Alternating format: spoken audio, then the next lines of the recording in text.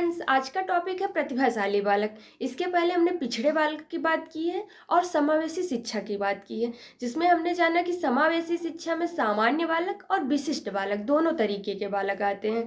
हमने ये जाना कि विशिष्ट बालक में एक प्रतिभाशाली बालक भी आता है, और यानी जिसके सीखने की गति तीव्र है या सीखने की गति धीमी है, वो दोनों ही विशिष्ट बालक कहलाते हैं। तो विशिष्ट बालक में हमने पिछड़े बालक की चर्चा कर ली है, और अभी इस वीडियो में हम प्रतिभाशाली बालक की चर्चा करेंगे।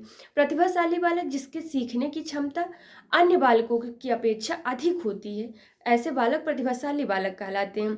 इसको कई मनोवैज्ञानिकों ने परिभाषित किया है। स्किनर ने कहा कि प्रतिभाशाली बालक वो होते हैं जिनकी वो बहुत अधिक बुद्धिमान होते हैं, प्रतिभाशाली बालक कहलाते हैं। जबकि काल्सनिक कहते हैं कि प्रतिभाशाली बालक वह है जो अपनी आयु स्तर के बालकों से किसी योग्यता में अधिक होते हैं और हमारे समाज में कुछ महत्वपूर्ण देन दे सकें, वो प्रतिभाशाली बालक कहलाते हैं। जबकि टर्मन ने कहा कि प्रतिभाशाली बालक वह बालक होते हैं जिसकी शैक्षिक, बौद्धिक और शारीरिक एवं व्यक्तित्व के आधार पर वे सबसे उच्च पाए जाते हैं। ऐसे बालक प्रतिभाशाली बालक कहलाते हैं। जबकि काल्सेटिक ने इस प्रकार से डिफाइन किया, टर्मन ने इस प्रकार से डिफाइन किया। अब पालविट्टी क्या कहते हैं? पालविट्टी कहते हैं प्रतिभाशाली बालक वे होते हैं जो संगीत, कला, नेतृत्व व किसी भी अन्य रूप से विलक्षण होते हैं तथा किसी भी कार्य करने का जो उनका प्रयास होता है वह निरंतर उच्च स्तर बनाए रखने का होता है। ऐसे बालक प्रतिभाशाली बालक कहलाते हैं।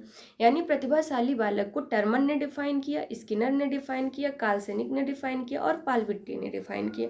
प्रतिभाशाली बालक की विशेषताएं क्या होती है? इनको जो सीखने की गति होती है वह बहुत तीव्र होती है। इनका जो स्मरण शक्ति होता है वह उच्च स्तर का होता है। इनका आईक्यू लेवल 120 से अधिक होता है। शारीरिक, मानसिक व भावात्मक विकास जो है वह उच्च कोटि का होता है।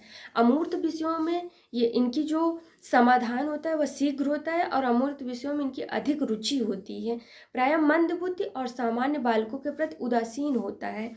जो इसकी मानसिक क्रियाएं हैं जैसे परीक्षण, प्रत्यक्षीकरण, तर्क, कल्पना या बहुत ही तीव्र होता है। मौलिक चिंतन पाया जाता है। अगर हम इसकी पहचान की बात करें कि प्रतिभाशाली बालकों की पहचान कैसे की जा सकती है, यानी परीक्षाओं के माध्यम से, बुद्धि परीक्षण के द्वारा, अभिरुचि परीक्षाओं के आधार पर, अन्य व्यक्तियों से प्राप्त सूचनाओं के आधार पर। यानी हमने जाना कि प्रतिभाशाली बालक को किन किन मनोवैज्ञानिकों ने डिफाइन किया, इनकी क्या विशेषताएं होती हैं और इनकी पहचान कैसे की जा सकती है। धन्यवाद।